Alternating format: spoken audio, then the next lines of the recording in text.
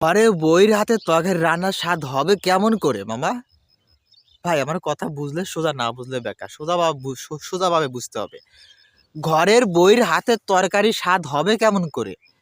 যেই পরিশ্রমটা করে তরকারি রান্না করতে রান্না সুন্দর হতো, সেই পরিশ্রম করে বর্তমানে সোশ্যাল মিডিয়াতে ফেসবুকেতে যেই পরিমাণের তরকারি আপডেট দেয় আমার সোনার আপুরা, সোনার আপারা, এই পরিমাণ তরকারি যদি ঘরে রান্না করে যদি তার স্বামীরা যদি খাওয়াইতো, যেই পরিমাণ স্বাদ হয়েছে ফেসবুকে লাইভে এসে দেখাচ্ছে কি পরিমাণে হলুদ দিচ্ছে, কি পরিমাণে মশলা দিচ্ছে, কি পরিমাণে মাছ কাটতেছে, এই পরিমাণটা যদি স্বামীরে যদি আদর যত্ন করে যদি স্বামীরে প্লেটে যদি ভাত, গরম ভাতের সাথে যদি আলু ভর্তা দিত, মাছের একটা ইলিশ মাছের চাকা বাইরে যদি দিত, আর স্বামীরে যদি বলতো স্বামী গো আমার তরকারিটা কিরম স্বাদ হয়েছে, স্বামী কিন্তু নিশ্চয়ই বলতো আই এম ফাইন, তরকারি very very interesting, wow nice, very full, এটাই বলতো।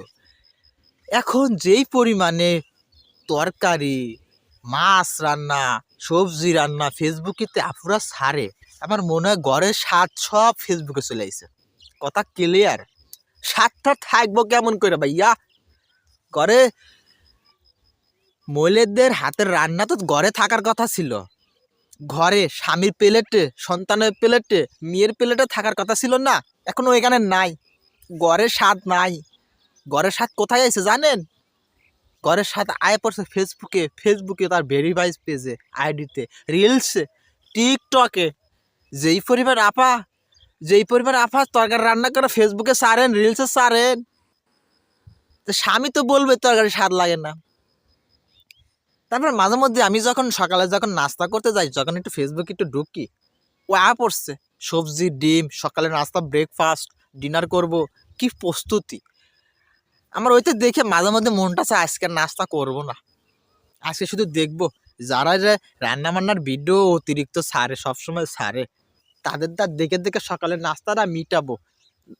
দেখা গেল হোটেলে গেলে এবার ৮০-৯০ টাকা খরচ হয়ে যায়, এটা বাইসে যাবে, এই নিয়ত করে নাস্তা হয় না। ১-১.৫ ঘন্টা পরে পেটের মধ্যে চু চু চু চু করে। চিন্তা করি কে রে, তুই এত সুন্দর একটা তরকারি ভিডিও, রান্নার ভিডিও দেখলি, তোর পেটে ক্ষুধা লাগলো কেমন করে? তখন তখন মনটা কি কয় জানেন? তুই তো দেখছস, তুই তো আর তোর খাস নাই, তুই কি খাইছস? যে আপু তুমি যে ভিডিওটা ছাড়তেছো, তোমার ভিডিও যে এত সুন্দর ফ্লেভার গ্রান বেরোচ্ছে, সুগন্ধি বেরোচ্ছে, এটা তো আমি আর তোর লাকেল নিয়ে আর দেখতেছি না। তোমার ভিডিওটা আমি শুধু স্কিপ করে দেখে যাচ্ছি। এই যে তরকারিটা কিরম রান্না হলো, এত সুন্দর মজা হলো, আমার স্বামী খায় আমাকে ধন্যবাদ জানালো, আমার স্বামী অনেক খুশি। কিন্তু স্বামীই বলতেছে তরকারির রান্না যেন ঘরে যা থাকতেছে না, তরকারি রান্নার স্বাদ এখন সব ফেসবুকে চলে যাচ্ছে। যেই পরিমাণ তরকারি রান্না বান্না ভিডিও আয় দেখি, কিন্তু স্বাদ মেটে না। লবণ হচ্ছে কি তিতা সেটাও তো টের পাই না।